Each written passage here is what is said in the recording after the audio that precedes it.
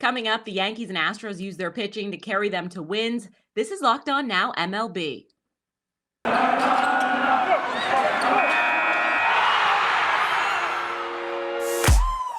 The biggest games, the best performances, expert analysis. You are Locked On Now. Welcome in. You're listening to Locked On Now MLB, local experts weighing in on the biggest stories in baseball. I'm your host, Kainani Stevens. Thank you for making Locked On Now your first listen every single weekday. We've got our Locked On MLB hosts here. They're going to recap all of the action from yesterday. We're starting out with Joey Votto, who's back with the Reds and making an impact right away in yesterday's biggest game. The biggest game. Votto returned to the Reds lineup last week after missing most of the month of May, and last night he came up big in beating the Cubs after 3 RBIs from the Cincinnati veteran. Locked On Reds goes over the win at home. Joseph Daniel Votto. Well, the Cubs didn't really want to see him get a cycle against them, so I guess they're just not going to pitch to him. But whatever. Homer, triple, 3 RBIs, beautiful day for Joey Votto. Hey, this is Jeff Carr from the Locked On Reds podcast, here to tell you about how the Reds stopped the losing skid at a pair, and they got a win against the Chicago Cubs. Luis Castillo looked amazing for 5 innings. Some reason was pulled in the 6th. I get it. He had 94 pitches, whatever. I would have liked to have seen him got the shot at the quality start. But Joey Votto is looking phenomenal and looking like he's going to continue where he left off last season now that he's healthy and he's back going. We're going to talk about Joey. We're also going to talk about some interesting ideas for trade candidates for the Reds. Yes, we've got to do this. That's coming up on tomorrow's Locked On Reds podcast. The Chicago White Sox bounced back from giving up 16 runs to the Red Sox on Tuesday to just 1 run in a win on Wednesday. Our Locked On White Sox host had plenty of improvements to touch upon after the game. What a difference a day makes. On Tuesday night, the Chicago White Sox gave up 16 runs to the Boston Red Sox. White Sox come back on Wednesday. They send Lucas Giolito to the hill. And Chicago White Sox beat the Boston Red Sox 3-1. That's right. After giving up 16 runs on Tuesday night, White Sox pitching gave up 1 run to the Red Sox on Wednesday night. Not a lot of offense, though, for the White Sox, which is nothing new. Rich Hill was mystifying our Chicago White Sox. Jake Berger with a big 3-run home run really was the difference. Sox go for the series win, and they send Dallas Keuchel to the hill on Thursday night. The Yankees only put up 2 runs against the Orioles in New York yesterday, but they were enough to beat Baltimore, as our Locked On Yankees host gives credit to the pitching staff, and Locked On Orioles looks for answers after another slow day at the plate. This is Stacey Gotsoulias of Locked On Yankees, and the Yankees beat the Orioles 2-0 behind a strong pitching performance by J.P. Sears, who came in for the spot start. He threw 5 innings of 3-hit ball, no runs, 2 walks, 5 strikeouts. He picked up the win. Rob Marinaccio came in for 2 innings after that. Lucas Luetge and Miguel Castro combined for 3 outs. And Clay Holmes, the man, the myth, the legend, the guy who should be the closer. I don't care what happens when Chapman comes back, other than the fact that I do not want to see that man in the 9th inning unless the Yankees are up by at least 10 runs. The closer's job should be Clay Holmes' job. That's what happens sometimes. Guys get hurt, other guys step in, do really well, and take over. So Aaron Boone, not that you're watching this, but if you are, Clay Holmes should be the closer, even when Aroldis Chapman is back. Thank you. It was his 5th save of the season, and Holmes' ERA is now down to a teeny tiny 0.38.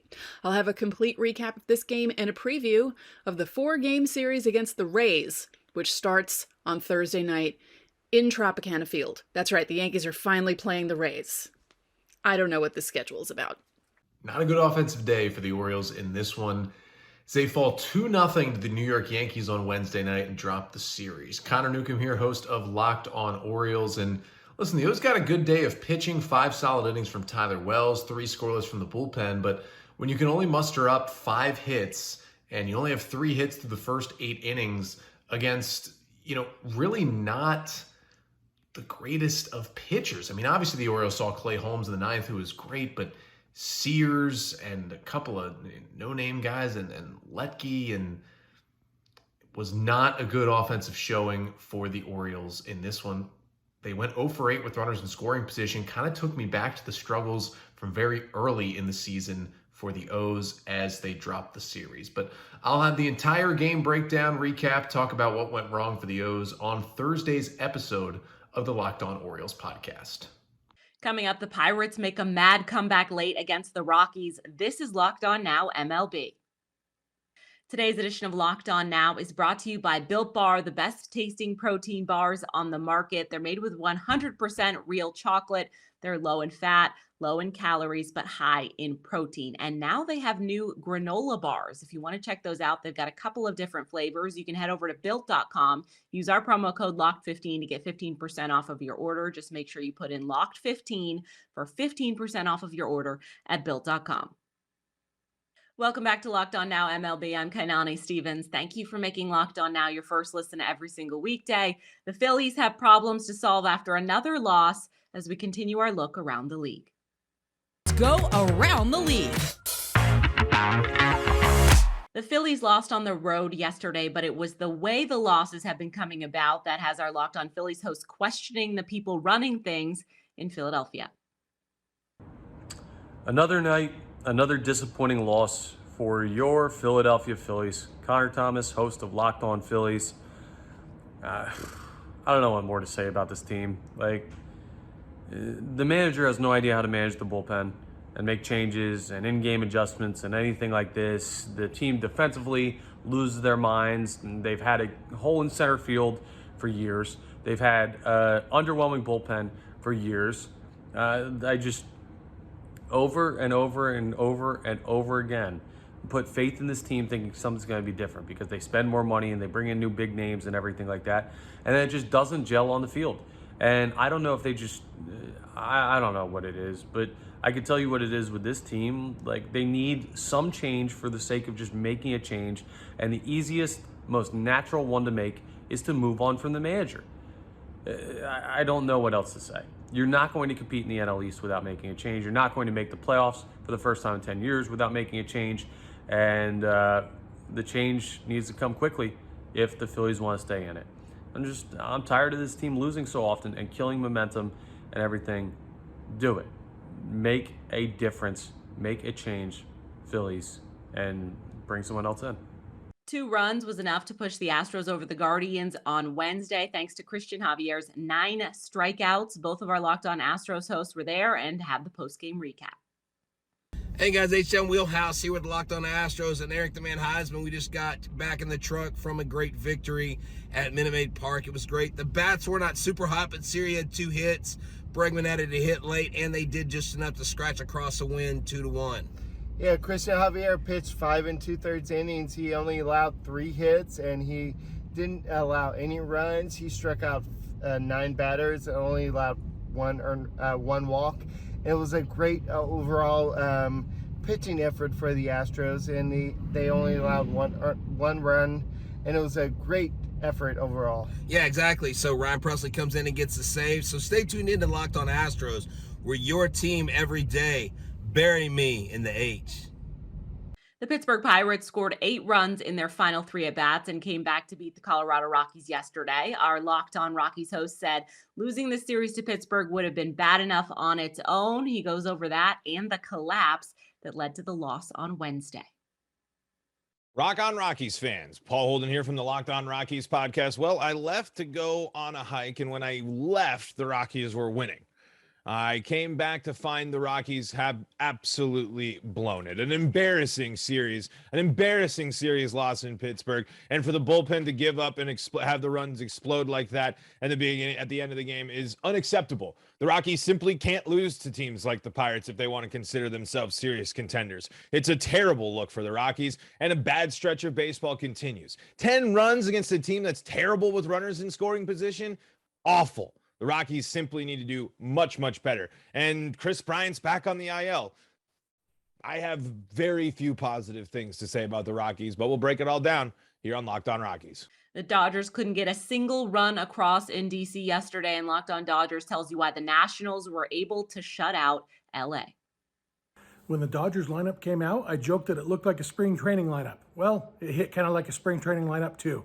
What's up, everybody? This is Jeff from Locked On Dodgers. Mookie Betts had the day off. Cody Bellinger was sick, so he had the day off. Will Smith had the day off. So for the first time all year, all three Dodgers bench players started the game. And overall, it was not a great game for the Dodgers. They lost 1-0. Great pitching performance from Julio and the bullpen.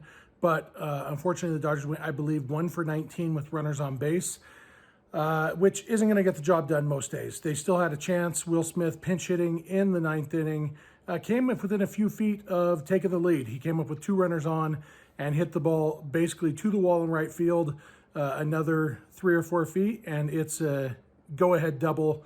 But instead, it was a flyout to end the game, and the Dodgers miss another chance to sweep another series. But overall, a successful series, winning 2 out of 3 from the Nationals in DC. Now they head to Arizona. I will be with you tomorrow morning to talk all about this game. I'm going to talk a lot about that performance with runners on base and how typical or atypical that is for the Dodgers this year. So be sure to check it out like you do every weekday morning. Thank you for making us your first listen. The Mariners were supposed to be better than this in 2022, and the latest cold stretch and another loss on Wednesday for Seattle has our Locked On Mariners host wondering why this team has underperformed so far this year. The Seattle Mariners are an unmitigated disaster at this point. This is Ty Gonzalez, host of the Locked On Mariners podcast. Mariners lose their series with the A's 2-1 with a 4-2 loss on Wednesday afternoon in a game that I said on yesterday's Locked On Now was as much of a must-win as any late May game could possibly be, and quite frankly, they did not show up for it. There was no offense to speak of. There was no fight to speak of from this team. This team right now is downright sorry. Let's just say it. It's embarrassing and frankly unacceptable what is happening right now on the field, night in and night out, relative to the talent on this roster. And yes, there are glaring holes on this roster, but they are too talented to be losing series to teams like the Oakland A's in the fashion that they did, and to be in last place in the AL West, which is where they are after this loss. Thankfully, they have an off day tomorrow, so we get a breather from this crap, and I suggest to Jerry DiPoto and company to do something with their off day to help get this team back on track, because again, this team is too talented to be 9 games under 500 and in last place in the AL West. We're going to be airing our grievances on the Locked On Mariners postgame show on YouTube or wherever you get your podcasts right after I'm done with this video, so be sure to check it out. It's probably out by the time that you're listening to this. We'll see you then. Peace. The Angels lost by 5 at home yesterday, one that our Locked On Angels host chalks up to poor choices from in the dugout. He explains after LA's defeat. Okay, I probably shouldn't be as upset about the loss by the Angels on Wednesday night as I am, but man, I got to vent. So I'm going to vent right now. Hey, everybody, my name's Mike Frisch, one half of Locked On Angels. And the Angels probably would have lost Wednesday night's game, but I blame Joe Maddon. Angels were down 4-1. Reed Detmers was pitching a pretty good game, and he yanks him in the 7th inning and brings in somebody from our bullpen, Mike Myers, who typically gets nobody out and ends up giving up 3 more runs, which takes all the momentum out of the game, and the Angels end up losing against the Rangers 7-2. And the reason why I'm frustrated, and the reason why Angel fans are frustrated, is because Joe Maddon does this all the time. He brings in pieces that aren't helpful, and he removes starting pitchers who actually were doing well. So Joe, get it together. Luckily, baseball continues on, and there's a game almost every day, and the Angels play against the Toronto Blue Jays on Thursday. Shohei Ohtani is on the mound, and word to Joe, don't take him out. Just let him pitch. We're going to talk all about it on Locked On Angels. I hope you join us. That's all for today on Locked On Now MLB. Thank you for making Locked On Now your first listen every single weekday. Make sure you check out Locked On MLB and your team's Locked On podcast. I'm Kainani Stevens. This has been Locked On Now.